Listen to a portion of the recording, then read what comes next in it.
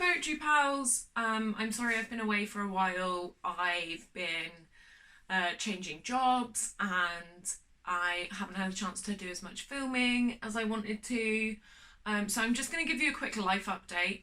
I've got my perfect job back at the SU and it's going really well, and it's time only, which means I'm done for the summer, which means I've got way more time to film videos. So hopefully I'll be back on the weekly videos from now on. And then also I just whatever, but it's not a big deal, but I did become the marketing person at Burning Eye Books. So I've now got to decide whether I'm actually going to review Burning Eye Books or not, which is a struggle because literally half of my poetry collection is Burning Eye. So one of the things that I have done since I've seen you guys is I went to Glastonbury and I planned on filming loads of it and being like, yeah, I'm such a YouTuber, I'm gonna video my entire experience of Glastonbury and it's going to be amazing, and all of my followers are going to be like, whoa Josie, you had such an original experience of it. And then I realised that every other basic bitch on the planet who does YouTube, who went to Glastonbury, may as well film it and do outfits and stuff like that. And I didn't actually film much of it anyway, so what I did do that most people don't, and what I want to tell you about here, is cycling. Yep, I cycled to Glastonbury. So I'm just going to tell you a little bit about cycling to Glastonbury, why you should do it, and stuff like that. All of the problems that you are currently thinking right now are less of a problem than you think they are. So you don't have to carry all of your stuff. You get a reserved space. The cyclist campsite is lush. They have showers, which is huge. This year it was super duper hot and the heating broke on the showers, so it was just cold showers all the time, and you know what? It was freaking amazing. The toilets in the cyclist campsite are always kept to a much better condition. I think this is partly because they have a rule where only 2 of the toilets you're allowed to stand up to pee, and all of the other toilets you have to sit down. So they don't split it by gender, they just have the rule, oh, these are the ones you stand up in, all of the others you don't. And what it means is you just don't get piss on the seat, which you do in literally every other toilet in the whole festival. So I have perfected my Glasto squat, which is when you hover above the toilet seat. In the cyclist campsite, you don't need to do that, which is sick. When you arrive, you don't have to queue really to get in through the main entrance. You can just cycle up to the bike lockup, pick up your shit, and just walk straight through and join security. When you drive in, they funnel you, if you're coming in from that direction, they funnel you a different way through and you end up queuing in these S queues for several hours. But when you're cycling, you don't have to do that, which is fab. I dropped my stuff off on the Monday. Here's how it went. What are you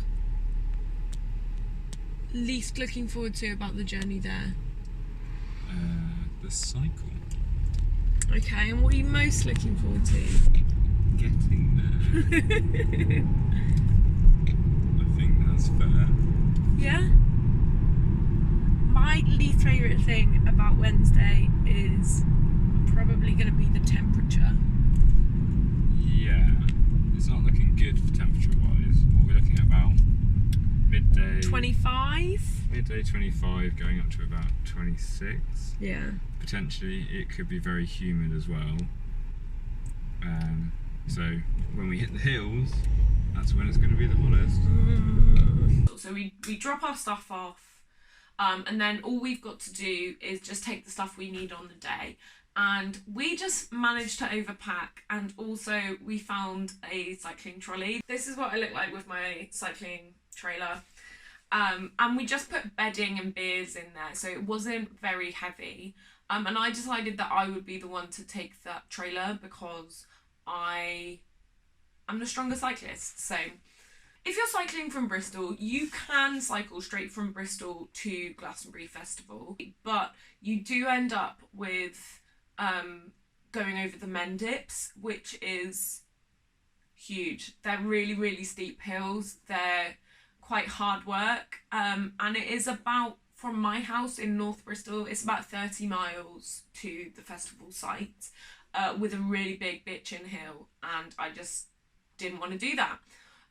So we cycled to Temple Meads and got the train to Yatton, which is not closer to Glastonbury. We weren't clogging up any train that was gonna have festival goers on it. Like, we weren't getting in the way of anyone who was travelling by train.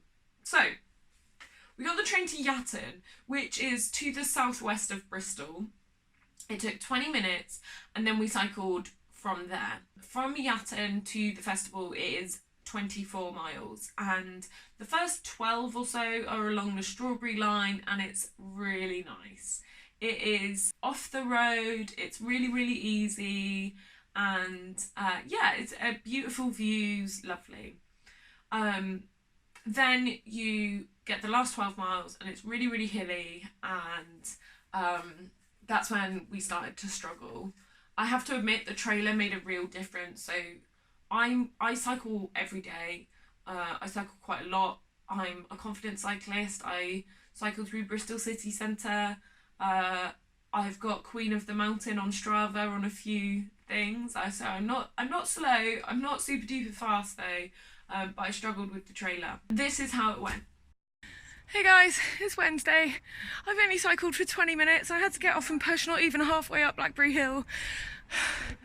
That trailer is a bitch. I'm really unhappy. We're just picking Grace up and then we're gonna cycle into town. At least it's downhill for that bit. We still gotta get this fucking thing on a train. Oh God. Hey guys, we're on the quiet carriage.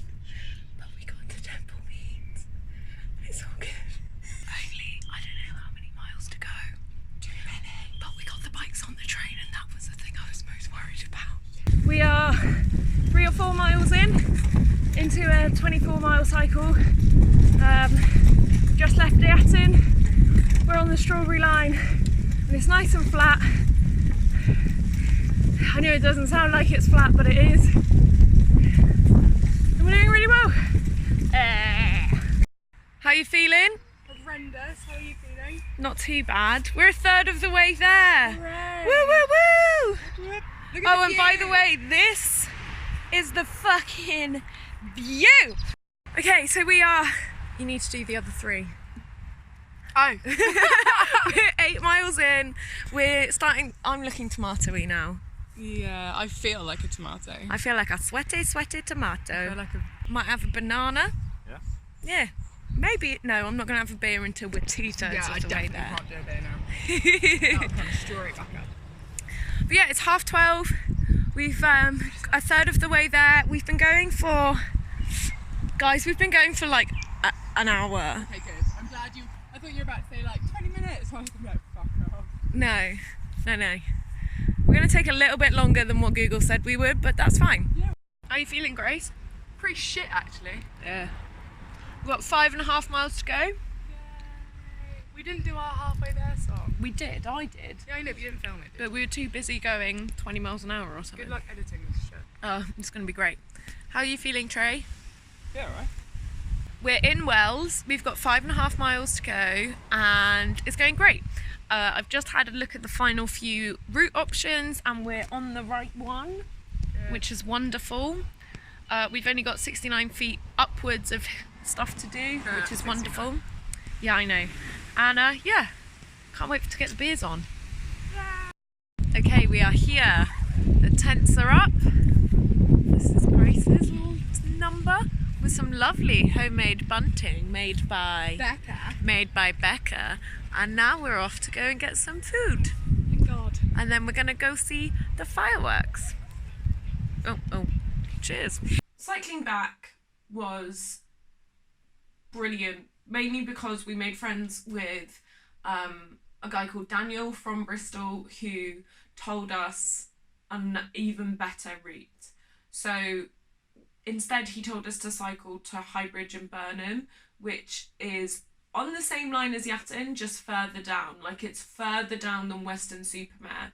And so it's an hour on the train from Highbridge and Burnham to Filton Abbey Wood, which is the closest one to us. But the great thing about it is that you don't go anywhere near the Mendips. So you cycle straight out along the Somerset levels. So that was a much easier cycle. Although, cyclist pro tip here, if you use Google Maps to cycle from Glastonbury Festival to Highbridge and Burnham, it will take you through a path that starts off as gravel and ends up as nothing. I got some Google Maps screenshots of the route that it tried to take me on, and the two who were just on their bikes found that relatively okay. I mean, they still had to get off and push because it was impossible to ride a bike through it, but it was so much worse with the trailer. It fully took me, I was going at 1 mile an hour because I had my phone set up on my bike to tell me, which I wish I hadn't, but there you go. I hope you enjoyed some of my insights about cycling to Glastonbury, and I hope maybe you can consider cycling to Glastonbury if you ever get the chance to go next time. The other thing that I just don't know about, so comment down below, is do other festivals have this like cycling drop-off thing? Would you consider doing it? And yeah, let me know, I'm interested. I know that I am performing at Valleyfest this year and I am considering cycling, even though, oh, it's so steep. But we'll see how it goes. Thanks very much for watching. Before I go, I'm going to leave you with a montage of the bits of video that I did manage to get at Glastonbury during the festival.